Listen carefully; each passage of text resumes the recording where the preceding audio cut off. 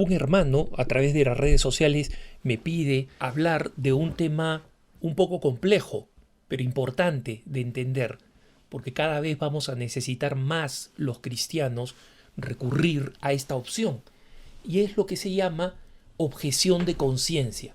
¿Y cuál es la diferencia que existe entre la objeción de conciencia y la discriminación? No todo el mundo está enterado de qué cosa significa la objeción de conciencia, sobre todo porque en nuestros países de tradición católica existía una constante similitud, digamos, entre las leyes que expresaban los valores católicos y la identidad católica del pueblo, y en consecuencia nadie tenía problemas cumpliendo con las leyes existentes.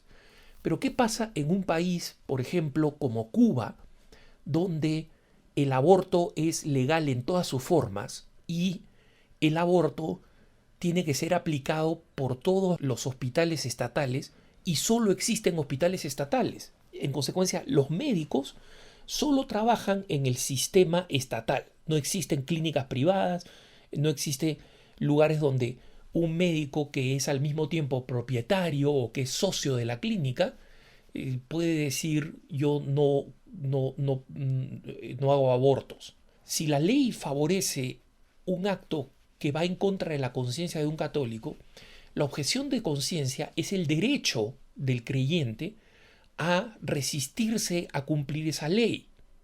Por ejemplo, la ley que obligaba en Chile a todas las farmacias a vender la píldora del día siguiente, que es una píldora abortiva, y donde los farmacéuticos católicos decían yo no puedo vender algo que va en contra de mi conciencia, soy propietario de mi clínica o de mi farmacia y no voy a distribuir algo que va en contra de mi conciencia. Entonces, en países de tradición secular o de tradición protestante, la objeción de conciencia está legalizada de distintas maneras, ¿no? En los Estados Unidos, la objeción de conciencia está instituida en la gran mayoría de los casos que tienen que ver con el aborto y con el control natal, pero algunos estados están buscando normarla de una forma que viole la libertad de conciencia. En California, por ejemplo, y en Nueva York, son dos estados donde se están tratando de aprobar leyes de opción del aborto en el cual un médico católico no pueda zafarse y tenga que estar obligado a producir un aborto, quiera o no quiera, ¿no? Y estas leyes están en discusión jurídica, es decir, las han aprobado una mayoría en los estados, la mayoría en el Congreso estatal, el Congreso del Estado, pero las organizaciones pro vida y las iglesias han protestado ante el Poder Judicial y están en vías de revisión. Pero la objeción de conciencia, en resumen, es el derecho de un creyente a pedir la exención de leyes que van en contra de sus principios morales, de que esta persona tenga que ejecutar algo que va en contra de su conciencia.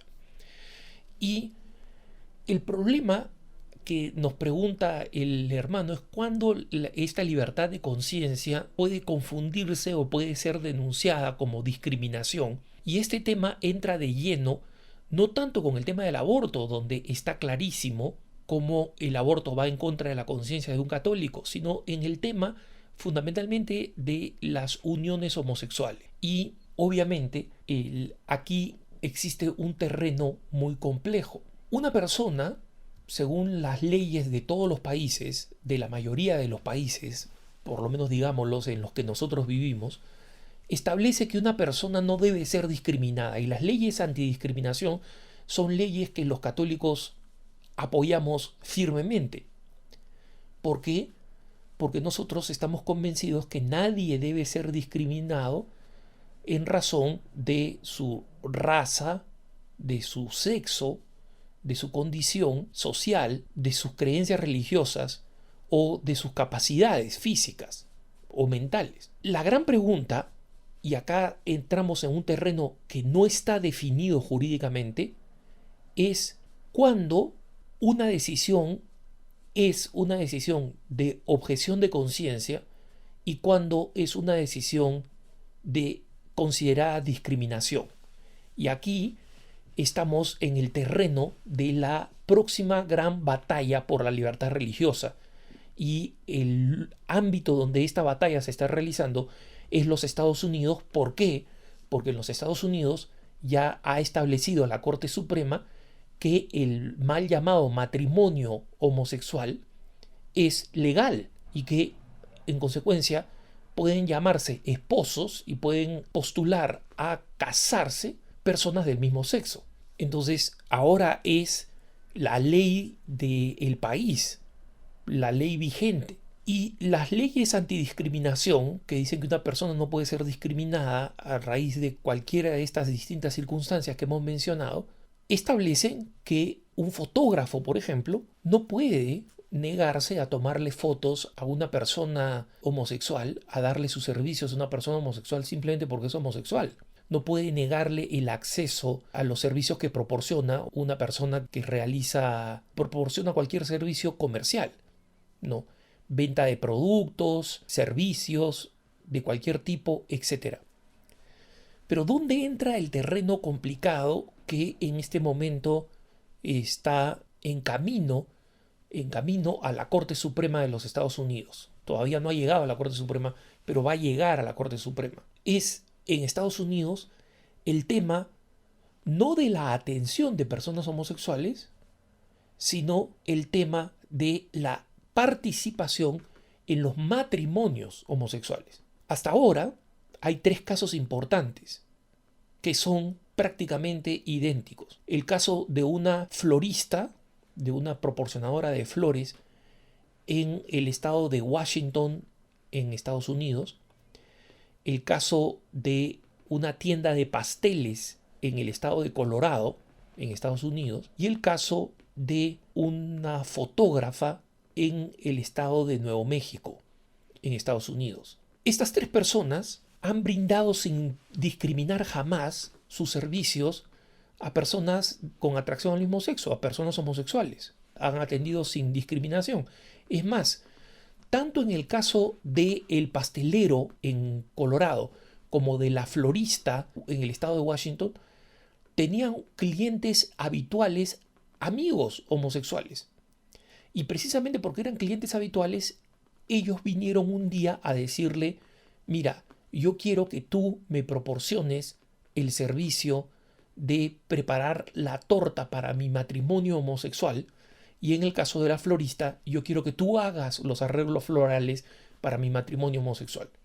Y en ambos casos, estas personas, cristianos protestantes practicantes, le dijeron: no podemos, yo no puedo, porque mi fe no considera que la unión de 2 personas del mismo sexo es un matrimonio. Yo no voy a estar en la capacidad de libertad creativa para darte los servicios que tú deseas. Recurre a otra persona. Bueno, en una situación como esta, el lobby homosexual considera que eso es discriminación y que estas personas no deben tener el derecho de recusarse o de abstenerse de proporcionar estos servicios. Ese es el argumento del lobby homosexual, que no hay libertad religiosa, no hay derecho a la libertad religiosa en estas circunstancias, porque es simplemente discriminación. Y donde se establece el límite para que las personas utilicen este criterio para zafarse de brindar servicios a determinado grupo de personas. Es el argumento homosexual. ¿Cuál es el argumento de las iglesias y de los que defienden la libertad religiosa? El argumento es que estas personas no están discriminando porque han proporcionado y proporcionan sus servicios naturales, constantes y regulares a personas del mismo sexo, con atracción a personas del mismo sexo, a homosexuales. Es decir, yo no dejo de venderle galletas o tortas o arreglos florales o flores a una persona porque es homosexual. No dejo de darle los servicios. Pero cuando piden un servicio específico que va en contra de mis principios y de mis valores, ahí yo establezco un límite y digo: de ninguna manera, no se puede, esto no está bien, esto no debe ser así. Y al establecer ese punto, yo tengo la libertad de abstenerme, sobre todo porque mi abstención no va a dejar a estas personas sin el servicio, porque existen centenares de servicios a los que estas personas pueden acudir. Van a haber otros floristas, van a haber otros fotógrafos, van a haber otros pasteleros. De hecho, en estos casos concretos, las 3 parejas homosexuales que recibieron una negación de parte de estos proveedores consiguieron inmediatamente el producto y a mejor precio, porque hay personas que están a favor de las uniones homosexuales y se sintieron ofendidas que estas personas no recibieran el producto y recibieron una oferta especial, ¿no? Entonces, no es que una persona que tiene una convicción religiosa está impidiendo que las personas homosexuales cuenten con el servicio que quieren para su propio matrimonio. No está habiendo ningún impedimento a contar y acceder a esos servicios. Lo que existe es el derecho de las personas a expresarse y a no tener que participar de algo que va en contra de su conciencia. Yo estoy asintiendo, estoy dando mi opinión favorable a algo que va en contra de mis principios cuando me obligan a participar específicamente de una boda, porque considero que el matrimonio es entre un hombre y una mujer.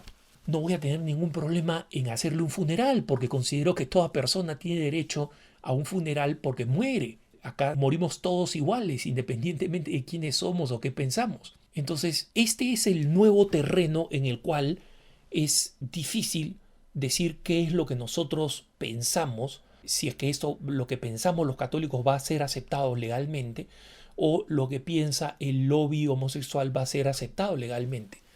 Pero para nosotros los católicos la cosa está clara. Nosotros no estamos negando un servicio que va a impedir que estas personas accedan al servicio, y en consecuencia el derecho a la libertad religiosa está por encima del derecho de la persona a adquirir tal o cual servicio creativo que por otro lado no es indispensable para la boda. Es decir, flores, pasteles, fotografías son muy deseables, pero no establecen si es que existe un matrimonio o no existe un matrimonio. Eso lo establece el Estado, y en Estados Unidos, a través de la decisión de la Corte Suprema, ya lo ha establecido de la manera que hemos indicado, ¿no? Los católicos estamos en contra, pero ya es la ley vigente. Y en ese caso, los católicos podemos admitir la objeción de conciencia, pero sabemos, y es importante que todos sepan, que hay una batalla pendiente ahí por delante, y el antecedente legal que se establezca en Estados Unidos va a ser influyente no solo para los Estados Unidos, porque obviamente va a ser la ley vigente, sino que va a ser importante también porque va a establecer un precedente jurídico para los otros países que estamos en el mundo, y por eso tenemos que prestar atención a lo que se determine en esta batalla en la Corte Suprema. Que tengas un buen día.